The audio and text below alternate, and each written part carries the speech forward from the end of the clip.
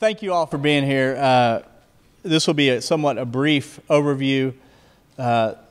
Just came in today to take care of business, to finish what we started and get things into law that we felt were important. Very proud of the work that my chamber did, both Democrats and Republicans and the chamber across the way, and look forward to working with the governor moving forward. Had an extremely good and productive meeting this morning with him in my office, and look forward to trying to work and partner with him and officials in Tulsa to see if we can land the Tesla manufacturing plant. Looking forward to seeing whatever we can do in our part to make that happen. And I'll open it up to any questions you may have. How did you decide which bills to override and which ones not to? Yeah, sat down with our House counterparts and worked through the list. Did Governor Stitt, obviously he announced a new health commissioner this morning, did he mention his name this morning in your discussion? Did you talk about Colonel Lance Fry? At the very end of the meeting, as we were getting up to go, he mentioned that he was making that announcement. He said he was a colonel and a medical doctor, but we didn't get into the details of his resume or anything like that. What's next for Medicaid expansion? Obviously, the governor vetoed funding for Senior Care 2.0. You guys will be back in special session? We'll see. 802 now. If 802 passes, obviously we'll have to have a funding stream. But for right now, it's in the voters' hands. What would be the best way to fund it? Obviously, SHOP has to be a part of that equation. Senate Bill 1046 and Senate Bill 1935 were the two vehicles we had identified to fully fund the Sooner Care 2.0. And a lot of those funding sources would be theoretically used if you had a Medicaid expansion on the ballot. Was your caucus upset that he vetoed it? I mean, they made a hard vote to expand Medicaid and then fund it. It was a difficult vote for a lot of people, including myself. It was something we were trying to fund his plan, one that some of us agreed with, some of us disagreed with. So yeah, it was a very difficult vote. We wished that it would have been signed, but that's his prerogative, and you saw the vote count on that when we first passed it. It wasn't something that was going to be on that list that we could override with haste. And so, yeah, a little disappointed. I was surprised that the other one was signed that was tied to it, but it's null and void because it said it was ineffective unless 1046 was law. So, in effect, both of those were vetoed. Was that the TSET funding bill? Or? That was the 1935, I believe, which took money out of the Revenue Stabilization Fund to fund Sooner Care 2.0. Those numbers are off the top of my head. I believe it's 1935. Yeah, both Senate bills. So you met with the governor this morning. Obviously, there's been some friction.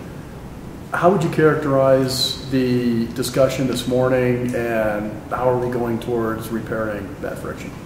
Yeah, I didn't sleep well last night, just really with the storms rolling through Oklahoma City, but also just the storms rolling through the Capitol too. And I've told you all before that I like the governor personally, and so I woke up with a heavy burden on my heart, went to the Lord in prayer and decided that it was important to reach out to him, to have him come to my office and just talk. And so we literally went through every bill and why he vetoed it and why I thought we may override some of them. Had a very productive conversation.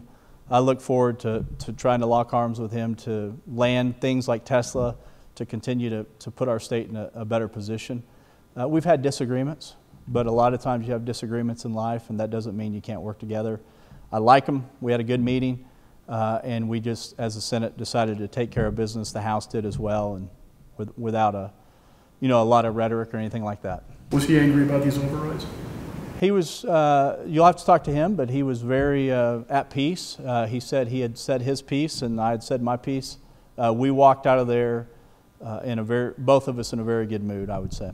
Was it confusing to work with this office? It seems like some lawmakers thought he wanted things that he vetoed, and he wanted things that didn't get through the legislature. Was there a lack of communication? There were some things that fell through the cracks communication-wise, and we talked about that and how do we improve. I talked to the couple of reporters that were able to be here last week that after every session, I do an after-action report on myself and on my team and on the Senate operation. And we talked about doing some things like that together to see where things fell apart and how we can improve. But that's probably a better question for him. As far as the Senate, we passed policy with the House that we agreed on. We did the overrides today, but I look forward to working closely with the governor to try to move the state forward on a going forward basis. When you pass policy with the House, I assume you discussed it with the governor, right? Or did you guys not consult the governor to pass policy? Well, previous governors have had legislative liaisons that roam the halls and talk to us a lot and come to committees. This governor has a different structure. We talk, obviously, to Secretary Rogers and to Michael Junk and Samantha Davidson Gwynn and those people from time to time, but you also have a response to COVID in the middle of this. You have budget problems. So communication was extremely good between the chambers. It probably needs some help between the chambers and the second floor. And I'm going to work toward that end. We need to be working together to the extent we can. Obviously, I represent institution of the legislature and the Senate side of it, so I'm going to advocate for the Senate and for the institution. But we need to all advocate for the state of Oklahoma, and I think you'll see us do that. I'm kind of curious of the things that the governor laid out in his State of the State speech. It seems like he ended up getting almost none of them. And I imagine COVID played a role in that and shorter session. But, I mean, do you think, was he asking for things that were unreasonable or unpalatable? Or was there just not enough time? Or did the bad relationship sort of play into why a lot of the things he wanted to get done didn't get done? I would have to go back and read the State of the State to see exactly what all you're referring to. Not being smart aleck, not being flippant. A lot of things, we typically get 400 to 500 bills to his desk. I was reading this morning that I think, it was less than 200, right? That got to his desk. So a lot of priorities that I wanted to get done too didn't get there just because you don't have the time to do it.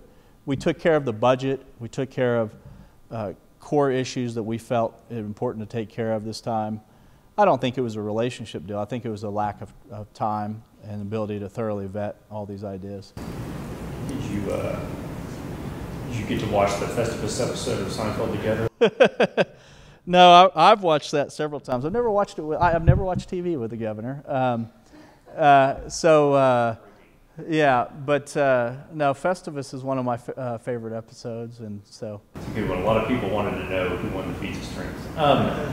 To take it back to the bills, I believe it was Senate Bill 1703 was the OU University Hospital Trust bill, and then there was the medical marijuana adjustments.